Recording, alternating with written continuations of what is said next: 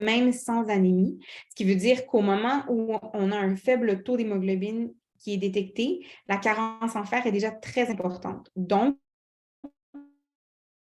on devrait tester les réserves de fer chez une femme enceinte. Puis une valeur inférieure à 15 microgrammes par millilitre, c'est spécifique, mais peu sensible selon les études, parce qu'on sait que le fer augmente en grossesse. Mais c'est ce que nous, ici, on utilise. On traite nos femmes en bas de 15, mais dans certaines études, on dit qu'on devrait traiter peut-être en bas de 30. Juste pour vous dire, là, la prévalence de l'anémie ferriprive en grossesse, c'est de 41 %. Donc, c'est énorme. C'est presque la moitié des femmes enceintes qui vont avoir une carence en fer. Je nous recommande, et je vous ai mis d'un côté les recommandations de la CMQCC et d'un côté les recommandations de la Société des obstétriciens gynécologues du Canada.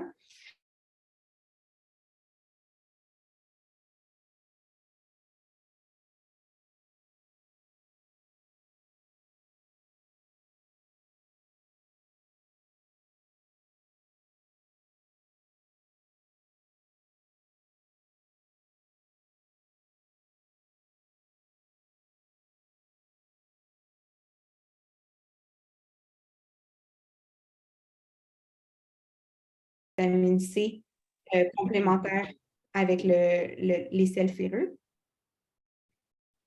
Pour ce qui est de l'administration du fer intraveineux, en fait, on dit dans les deux associations que ça devrait être lorsqu'il y a une barrière à la prise par voie orale ou lorsqu'il y a une réponse qui est inadéquate à la prise du fer oral. Et ce qui diffère les deux associations, c'est qu'au niveau postnatal, dans notre maternité, on fait une formule sanguine à 24 heures de l'accouchement. Et le CMQCC, en fait, dit que toutes les patientes qui ont une hémoglobine inférieure à 90 grammes par litre à jour 1 postpartum devraient pouvoir recevoir un traitement de fer intraveineux. Tandis que la SOGC est un petit peu plus laxe et leur limite est inférieure à 80 grammes par litre.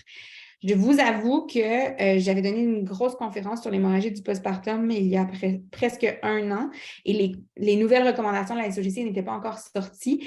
Et donc, je me basais sur le CMQCC et moi, j'ai tendance à être un petit peu plus sévère et d'offrir à mes patientes un traitement de fer intraveineux chez toutes mes patientes qui ont une hémoglobine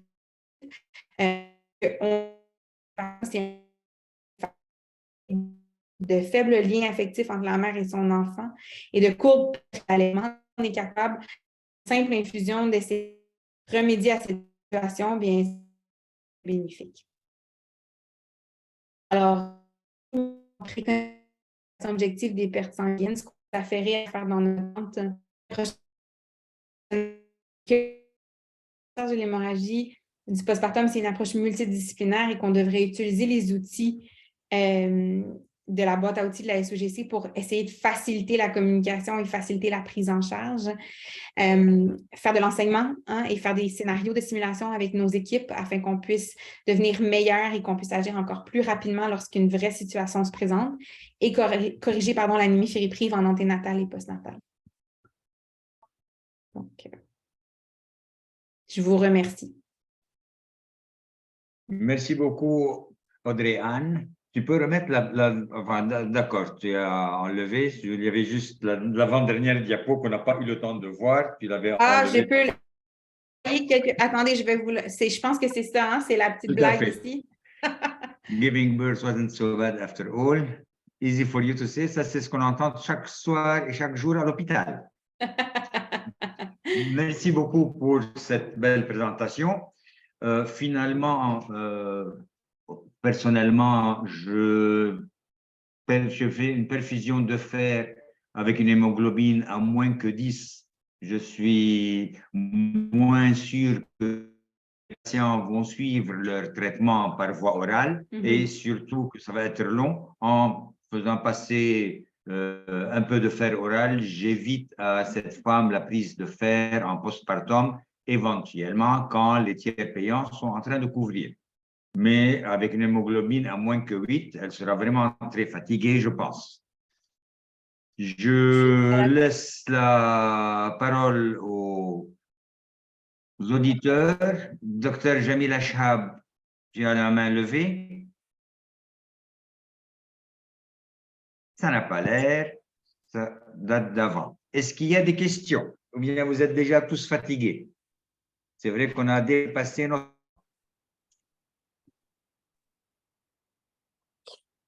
Pardon, je voudrais bien demander... Vous avez pris... share the screen. Ah. Il faut libérer l'écran. Oui, il y a quelqu'un qui est en train de partager. Je ne sais pas c'est qui, ce Maïga là, c'est qui? Le partage est terminé. Normalement, on a les discussions. Mais Ramzi, voilà. tu peux aller jusqu'à 17h. On a 20 minutes à peu près. S'il y avait, on peut reprendre même les questions concernant toutes les présentations. C'est ce qu'on avait prévu. D'accord, on commence par les questions pour Audrey Anne et après on passera s'il y a d'autres questions pour les autres intervenants. Voilà. Alors, quelqu'un était en train de poser une question.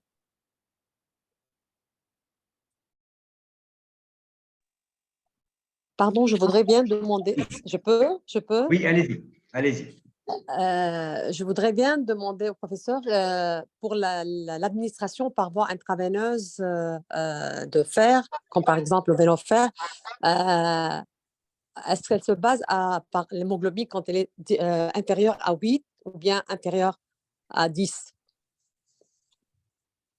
Ben, en postpartum, en fait, moi, je me base avec une hémoglobine inférieure à 9, juste pour être encore plus, mettre plus de confusion. Mais comme disait le professeur Finan, 100 pourrait, en fait, 10 pourrait être très adéquat si vous avez l'impression que vous allez avoir une perte au suivi ou que ça va être très dur en postpartum de prendre des suppléments de fer par voie orale. Parce qu'il ne faut pas négliger non plus le fait que le fer oral, ça peut constiper de façon très symptomatique les patientes. Donc, en post-accouchement, ça peut être quelque chose qui fait en sorte que les patientes vont délaisser leur traitement.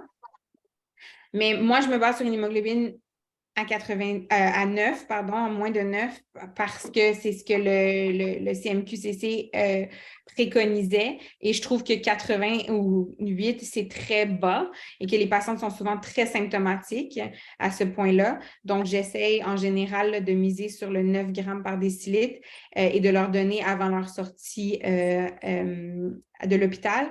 Nous, on a la chance d'avoir le monoférique, en fait, qui est l'équivalent de 3 doses de Venofer.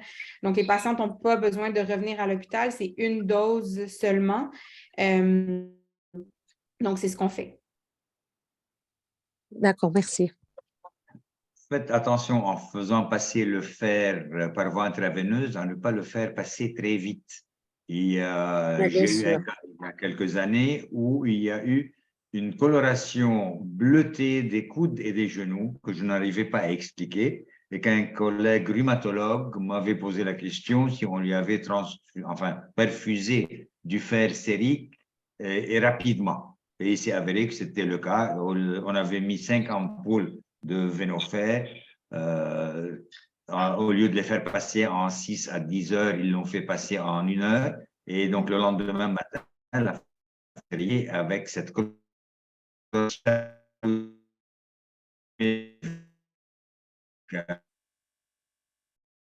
pas si vous avez des genoux et des coudes bleus après une transfusion de fer. Ça a disparu spontanément après une semaine, mais c'est quelque chose qui n'a jamais été noté. Je n'ai jamais lu à ce propos auparavant. Est-ce qu'il y a d'autres questions pour le docteur Labrec ou pour les autres intervenants? Oui, docteur Makosso à l'appareil, je voulais poser la question au docteur Labrec sur leur expérience de quantification pendant la césarienne, ce que je fais moi.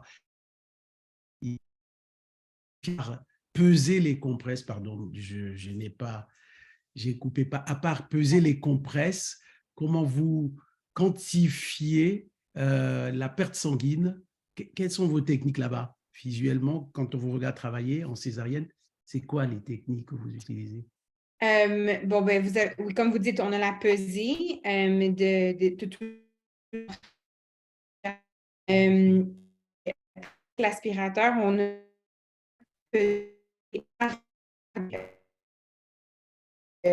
la quantité de volume accumulé après l'hystérotomie et après la naissance du bébé, parce qu'après, sinon, c'est faussé par et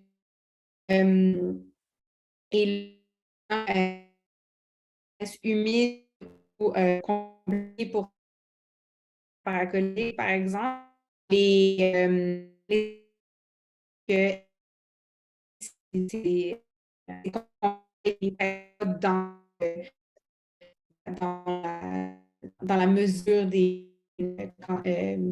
qu'on comptabilise. Donc, après ça, bon, là, il y a toujours une partie qui est un petit peu visuelle à la fin de la chirurgie, c'est-à-dire que si on voit que sous les champs opératoires, on a une quantité excessive ou lorsqu'on fait la vidange de l'utérus en fin de césarienne, je vous dirais que là, la quantité, elle est estimée et plus que mesurée.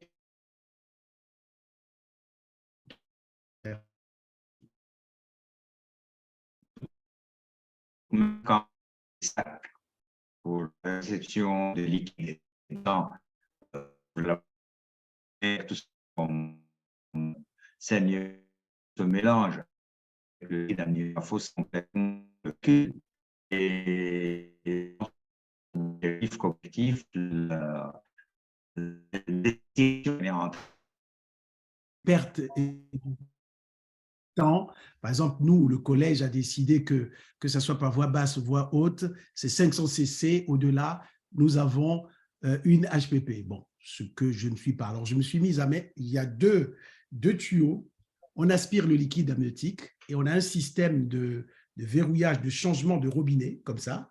Dès que l'aspiration du liquide amniotique est aspirée, fini, on change le robinet, c'est-à-dire la sage-femme qui est en salle de césarienne change le robinet et tout le sang est aspiré par une autre tubulure.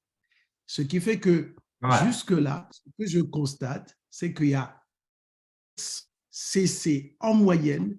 J'ai fait ça pendant 2 ans à peu près, 700 cc non publié encore, 700 cc en moyenne quand tout va bien, sans retentissement chez la patiente. Après, il y a pesé de toutes les, comme disait le docteur Labrec tout à l'heure, peser de toutes les compresses qu'on associe à la perte de sang recueilli.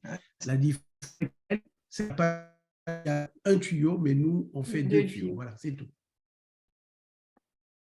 Ça peut être intéressant. D'autres questions? Docteur Chehab, main levée ou bien une ancienne main levée?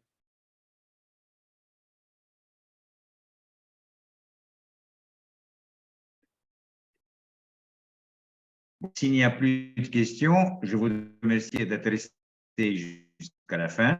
Et je voudrais, professeur C, insister dans le chat, link pour pouvoir revoir cette conférence et éventuellement voir si on pourrait le link pour voir les autres conférences qui ont été faites par le FEFOG sur l'hémorragie du postpartum, parce que ce serait intéressant pour quelqu'un qui voudrait suivre de voir tout ce qui a été présenté sur le même sujet, puisqu'on est en notre 2e ou 3e réunion sur l'hémorragie du postpartum qui est très prisée par presque tous les collègues et dans tous les pays. Donc, peut-être qu'on pourrait faire un link pour pouvoir avoir toute la série de ces présentations qu'on avait déjà faites. Professeur Cissé, à vous la parole pour conclure. Merci, professeur Finan. Je voulais remercier tous les conférenciers qui nous ont gratifiés d'exposés très intéressants. Je pense qu'on ne finira jamais de disserter sur l'hémorragie du postpartum. Je crois que c'est l'un des thèmes qui a été le plus usité par la FEFOG depuis les 2 dernières années. On a organisé 2 années de suite des ateliers pratiques à Paris dans le cadre de PSF. Alors, pour les anciennes sessions, ça, je dispose des liens parce que les enregistrements sont postés sur YouTube, donc on pourra les partager. Pour cette session, j'ai eu à la fin, vous avez constaté que j'avais disparu des écrans, j'ai eu quelques problèmes de connexion. Donc, ce que je sais, c'est que les 3 premières conférences ont été bien enregistrées. Celle de l'ABREC, je ne suis pas sûr, mais je vais vérifier. Mais dans tous les cas, on essaiera de vous partager ce qu'on a comme vidéo. Alors, cette session a battu certainement tous les records, hein. Donc, je voulais remercier également ceux qui ont participé. Je pense que c'est un appel du pied pour mener une recherche multicentrique avec nos différents pays sur la question des hémorragies du postpartum. Et je ne doute pas un instant que lors des webinaires 2023-2024, le conseil d'administration va certainement retenir d'organiser encore une nouvelle session sur les hémorragies du postpartum. Alors, je voulais vous donner rendez-vous le 23 mars, si je ne me trompe. Le prochain webinaire de la FEFOG sera organisé sur la question des pathologies de l'ovaire. Ça aussi, c'est un vaste sujet. Et nous aurons d'éminents conférenciers. Je vois que parmi les participants, il y avait le docteur Abdel Jawad Beranoun du Maroc, qui est avec nous, que je salue au passage, qui nous parlera également de la question de la physiologie, je crois, de l'ovaire. Donc, je vous donne rendez-vous le 23 mars pour la prochaine session. Je remercie Ramzi pour sa disponibilité légendaire. Il est toujours là, actif au bénéfice de la FEFOG. Alors, merci Makoso, merci Marie-Edouard et merci également à Imad. Alors, ce que j'ai l'habitude de faire, c'est de donner la parole en dernier aux conférenciers, 1 minute, 2 minutes, pour nous faire le take-home message. C'est-à-dire que par rapport au message délivré, qu'est-ce qu'on devrait retenir pour l'essentiel. Alors, si Ramzi, tu es d'accord, je te donne la parole pour que tu la repasses par ordre aux conférenciers qui vont nous délivrer leur dernier message et on va se séparer. D'accord. Donc, on commence par le professeur Makoso.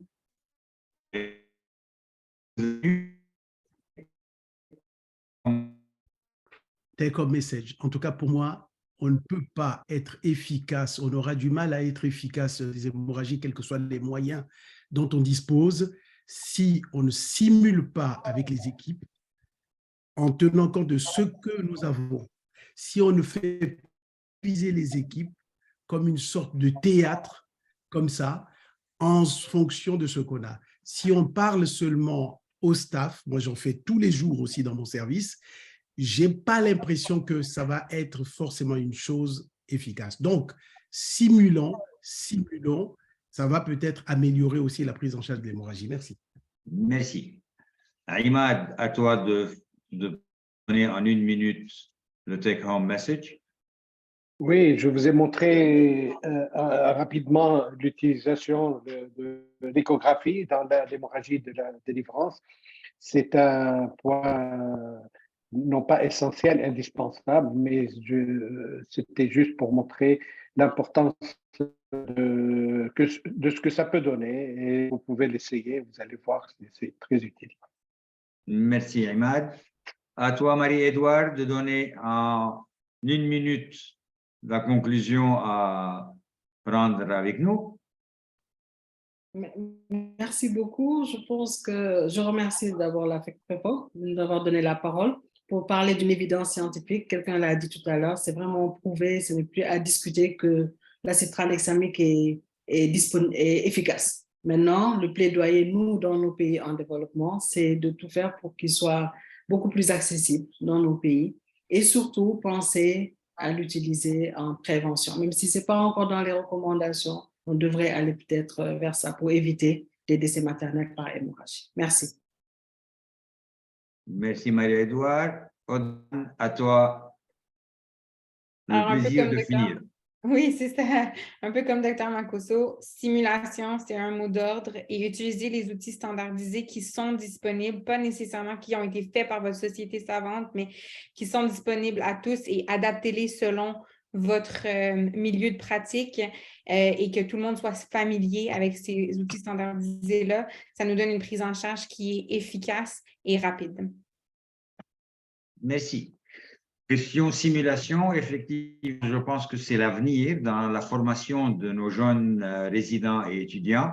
C'est ce que la société libanaise est en train de favoriser actuellement, faire des séances de simulation, principalement sur les hémorragies, mais sur tous les cas d'urgence obstétricale.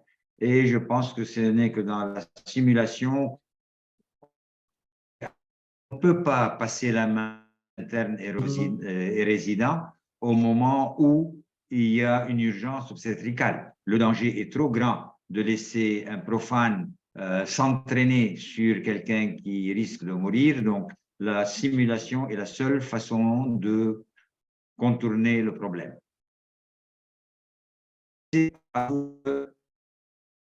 Merci à tous. Merci beaucoup. Bonne soirée et puis meilleures salutations et à très bientôt. Bientôt, Bonsoir merci tout le monde. Allez, au revoir. Au revoir.